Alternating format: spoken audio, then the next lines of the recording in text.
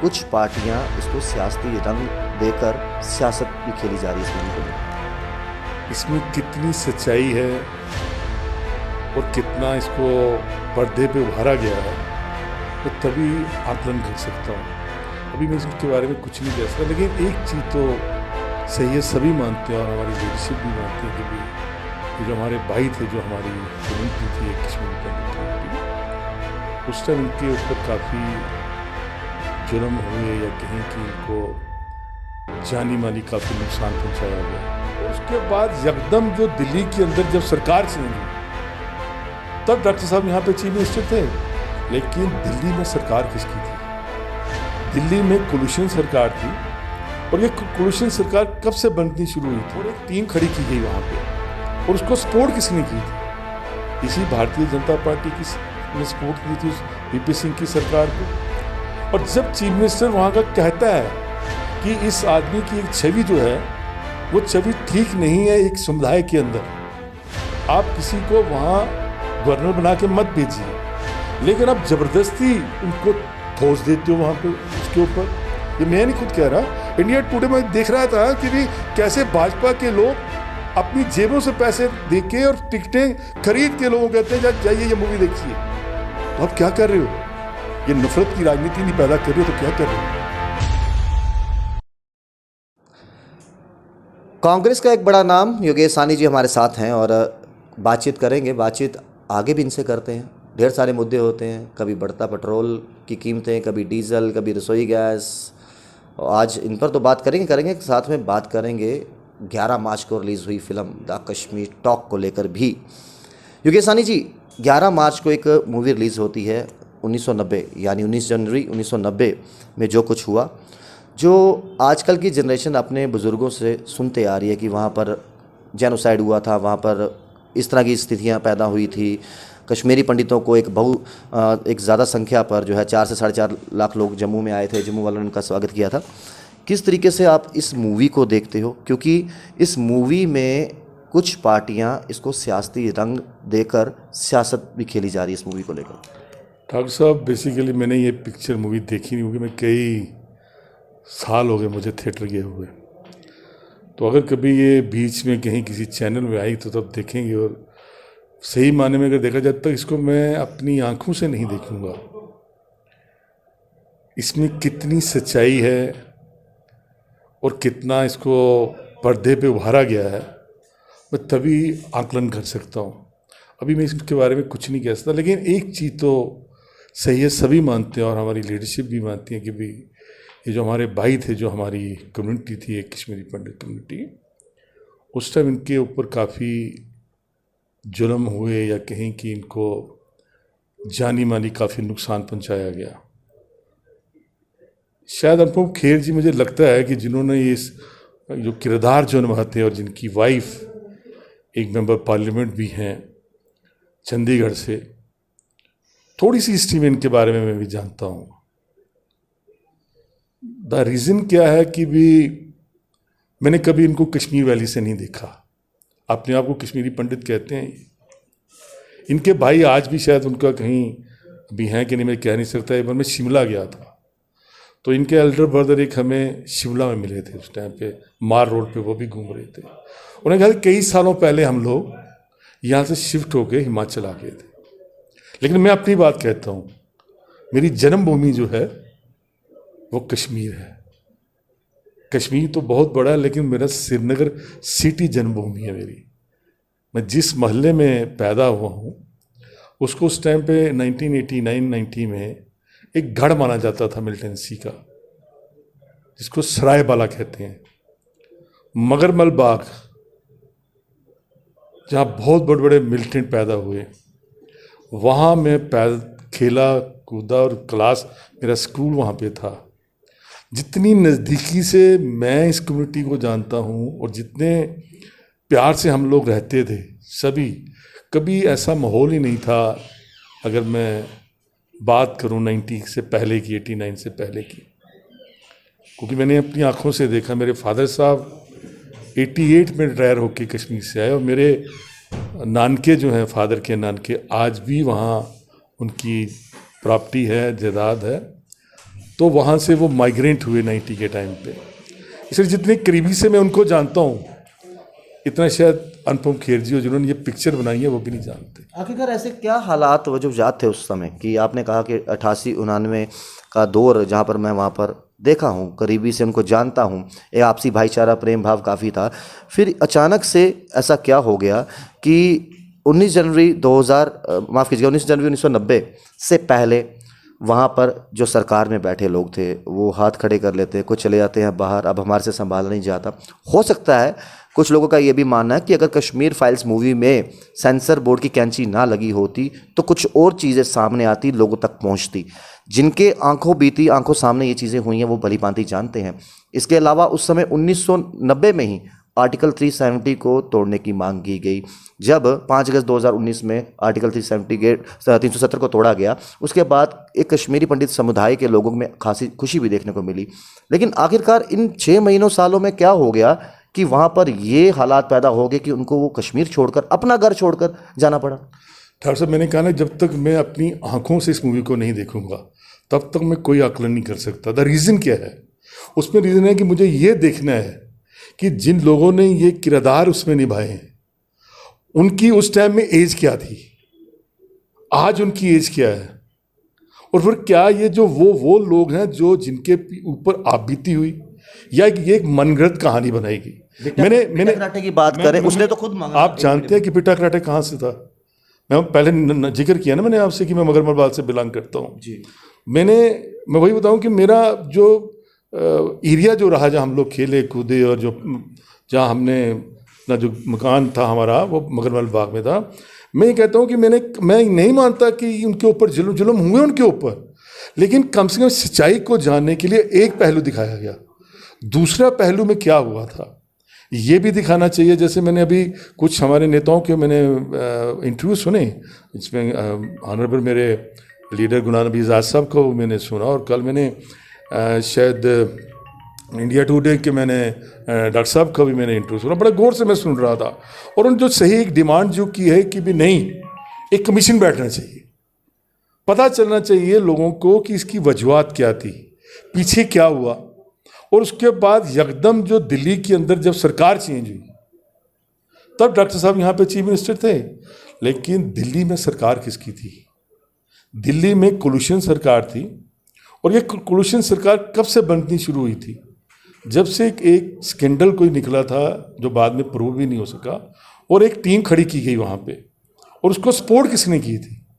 इसी भारतीय जनता पार्टी की ने सपोर्ट दी थी उस वीपी सिंह की सरकार को। और जब चीफ मिनिस्टर वहाँ का कहता है कि इस आदमी की एक छवि जो है वो छवि ठीक नहीं है एक समुदाय के अंदर, आप किसी को वहाँ गवर्नर बना के मत भेजिए, लेकिन आप ज़बरदस्ती उनको ठोस देते हो वहाँ पे उसके ऊपर। और जब ये चीज़ें ऐसी बात पे हुई तो आपको याद होगा, आप लोग ये पीछे क्यों नहीं जाते कि कांग्रेस का रोल क्या रहा उस टाइम पर? हमारे स्वर्गीय प्रधानमंत्री जो थे राजीव गांधी जी, उस टाइम पे किसने पार्लियामेंट के अंदर प्रदर्शन किया था, बाहर प्रदर्शन किया था कि ये जुल्म नहीं होने चाहिए। उसके बावजूद ये सरकार का सपोर्ट करती रही भारतीय जनता पार्टी की सरकार। और यही नरेंद्र भाई जो आज प्राइम मिनिस्टर हैं, ये प्रचारक थे इस कश्मीर के अंदर। मैंने तो खुद अपनी आंखों से देखा उन लोगों को माइग्रेंट होते हुए यहाँ जम्मू के अंदर। एक परिवार जो मेरे बड़े करीबी परिवार था जो हमारी फैमिली के साथ, उनको खुद हमने रात को 10 बजे और पूरा परिवार अपने सामान के साथ अपने पूरी जो उठा के लेके आ सकते थे वो हमारे घर पे ठहरे। मेरा जो पुराना घर है बख्शिम जहाँ मैं आज भी रहता हूँ, मैंने तो खुद देखा वो अपनी आंखों से। लेकिन आज की ज़रूरत है कि कमीशन बैठना चाहिए। और फिर ऐसे माहौल में मुझे ये चीज़ बताइए कि पिछले 14 से लेके आज तक इनकी सरकार है, ऐसी बातें उनको पहले क्यों नहीं याद आई? आज ये दोष देते हैं, चाहे हम तो शुरू से ही मिलिटेंसी के खिलाफ लगे, मिलिटेंटों के खिलाफ लगे। हमने तो लड़ाई लड़ी है। 94 में यूथ कांग्रेस का प्रेसिडेंट था, तब कोई भी कश्मीर में नहीं जाता था जब हम लोग जाते थे। और मैंने तो खुद देखा हुआ है। मुझे ये बताओ कि तब इनको ये चीज़ याद क्यों नहीं आई? योगेश जी, आपने जैसे आज इनको प्लीज़ आज इनको ये चीज़ें याद आ रही हैं कि नफरत की राजनीति क्यों फैला रहे हैं पूरे हिंदुस्तान के अंदर। आप एक पहलू दिखा रहे हो, दोनों तरफ देखो ना। क्या वहाँ पे उस टाइम पे मुस्लिम माइग्रेंट नहीं हुए थे? क्या डोडा से माइग्रेशन नहीं हुई थी? क्या कश्मीर से मुस्लिम माइग्रेशन नहीं हुई थी? क्या हिंदुओं की माइग्रेशन नहीं हुई थी? मैं पर्टिकुलर कश्मीरी पंडितों की बात नहीं कर रहा, मैं खुद कहता हूँ आज चलिए मेरे साथ जट्टी के अंदर, मेरे हिंदू भाई जो वहाँ से माइग्रेट हुए हैं वो जाके देखिए ना कि वो माइग्रेट नहीं हुए थे वहाँ पे। अब पर्टिकुलर कहो कि इस कम्युनिटी को ही कि भी नुकसान पहुँचा, नहीं, सबको नुकसान पहुँचा और हमारी सिंपैथी उनके साथ है। लेकिन आपको चाहिए, अगर इनमें हिम्मत है, मोदी में अगर हिम्मत है, भाजपा में अगर है, बैठाए कमीशन का दूध और पानी का पानी हो। योगेश साहनी जी, जैसे आपने कहा कि मैंने फिल्म नहीं देखी लेकिन फिल्म से कुछ ज़्यादा देखा है, वहाँ रहा हूँ मैं। अलग अलग चैनलों पर हम देखते हैं सोशल एक्टिविस्ट बैठे होते हैं, अलग अलग चैनलों पर पैनल्स बिठाकर बातचीत की जाती है जब कश्मीर फाइल्स को लेकर, और अलग अलग तर्क रहते हैं, अलग अलग चीज़ें उनके मुख से सुनने को मिलती हैं। जैसे कई लोगों का कहना ये भी था कि देखिए 1990 से पहले वहाँ के हालात क्या थे, वो भी कश्मीर फाइल को थोड़ा छेड़ना चाहिए था इस मूवी को। उसके बाद 1990 में जो हुआ वो आपने दिखाया, 1990 से लेकर 2022 आज क्या मौजूदा हालात है वो भी दिखाना चाहिए था।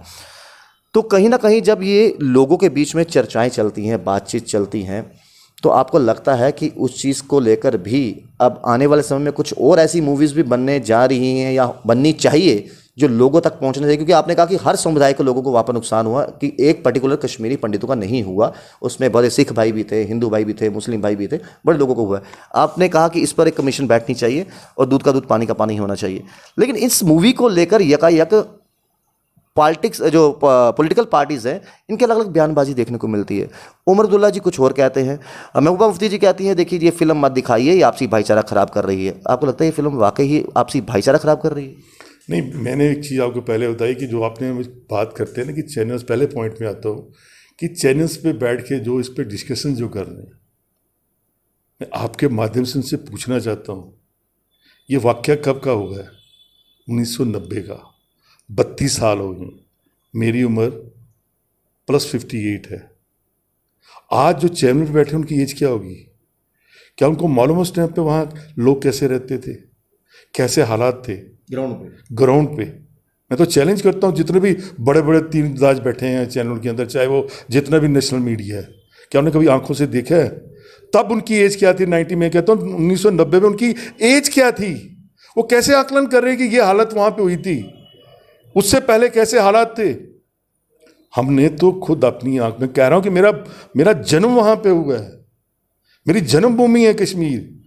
इन कई लोगों की तो जो आज चैनल पे बैठे हैं उनकी तो जन्मभूमि भी नहीं है। वो लोग तो आज भी कई सालों से बाहर रह रहे हैं। कुछ जो कश्मीरी पंडित की जो लोग जो आए हैं बेसिकली जम्मू के अंदर, एक तो माइग्रेशन हुई है 90 में, लेकिन आप मेरे साथ चलिए शक्तिनगर की तरफ, मेरे बख्शीनगर एरिए में, यहाँ 1990 से पहले लोग यहाँ पे रह रहे हैं, कश्मीरी पंडित तो समुदाय के लोग। वो ऐसे लोग नहीं आए थे। मुझे बताइए कि भी इससे पहले भी कई मूवियाँ बनी हैं, 1947 के ऊपर मूवियाँ बनी हैं, जब कबायलियों ने हमला किया हमारे कश्मीर के अंदर। मैं भी एक रिफ्यूजी हूँ, मेरी फादर की ग्रैंड मदर को मार दिया था कबायलियों ने मुजफ्फराबाद से जब वो भाग कर आए थे। उन्होंने भी जुल्म देखे हुए हैं, लेकिन एक पर्टिकुलर एक कम्युनिटी, उसके बाद देखिए पूरे नेशनलाइज हो क्या रहा है। मैं कह रहा हूँ, मैं इंडिया टुडे को कोट कर रहा हूँ, ये मैं नहीं खुद कह रहा, इंडिया टुडे में देख रहा था कि भी कैसे भाजपा के लोग अपनी जेबों से पैसे दे के और टिकटें खरीद के लोगों को कहते हैं जाइए ये मूवी देखिए। तो आप क्या कर रहे हो?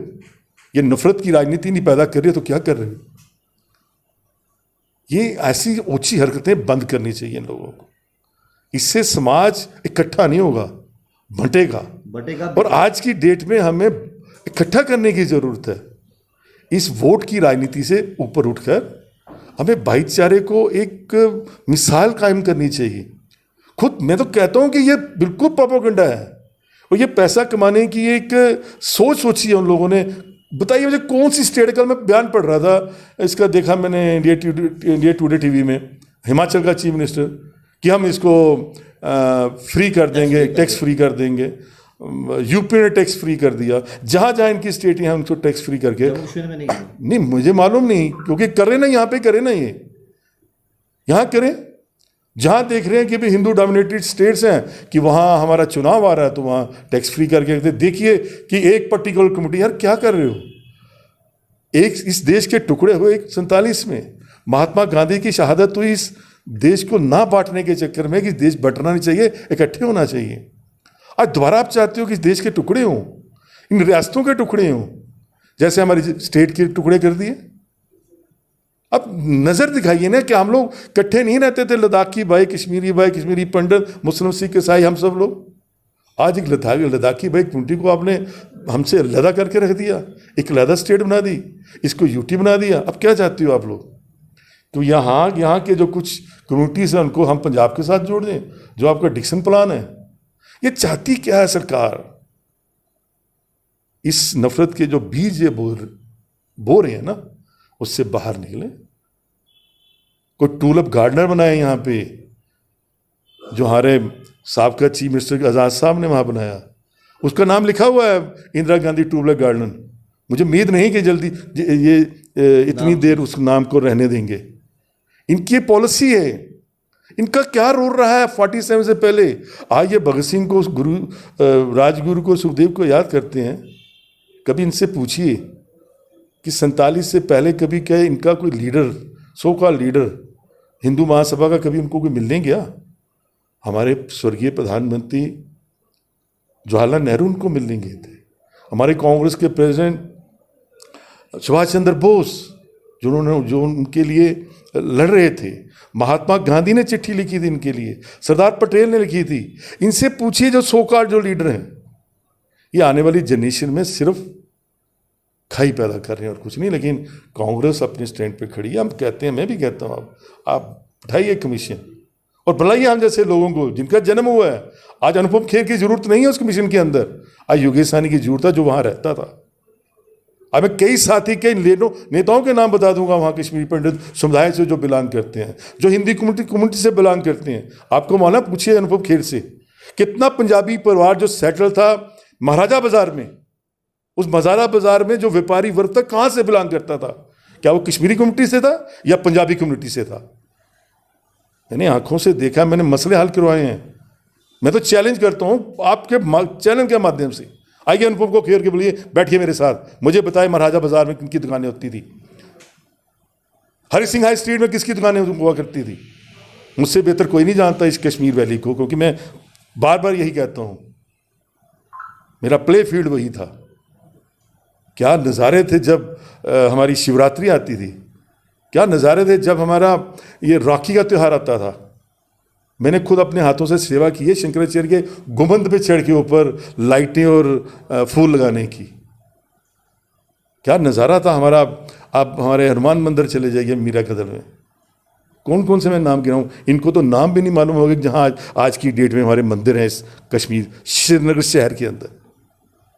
तो कुल मिलाकर कश्मीर टॉक को लेकर हमने योगेश साहनी जी से बात भी की। हालांकि कश्मीर फाइल्स को लेकर जो है योगेश साहनी जी से बात भी की। हालांकि योगेश साहनी जी ने ये कहा कि देखिए कोई भी व्यक्ति मेरे साथ 1-to-1 बैठकर उस मूवी के बारे में बातचीत कर रहे। हालांकि मैंने मूवी देखी नहीं है, लेकिन व्यक्तिगत तौर पर मैं उस समय वहीं पर था। वहाँ पर सिर्फ एक कम्युनिटी या एक समुदाय को लेकर जेनोसाइड नहीं हुआ, वहाँ पर नुकसान हुआ है तो हर वर्ग का। उसमें हिंदू भी थे, उसमें सिख भी थे, उसमें मुस्लिम भी थे, उसमें कश्मीरी भी थे। तो ये एक मूवी बनाने का मकसद कुछ वोट बैंक की राजनीति है, इससे ज़्यादा कुछ नहीं। आप देखते रहिए जेके पेजेस, अभिनेता के साथ Rahul Khatri, the JK pages के लिए।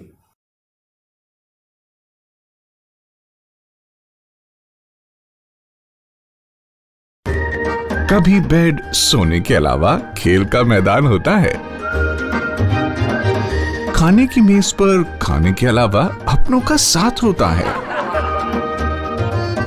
जहां सोफे पर पूरा परिवार एक साथ दिखता है, आईने के सामने श्रृंगार के साथ कभी कभी प्यार होता है। इसीलिए तो हम कहते हैं कि एक मकान घर तब बनता है जब वो KS फर्नीचर से सजता है।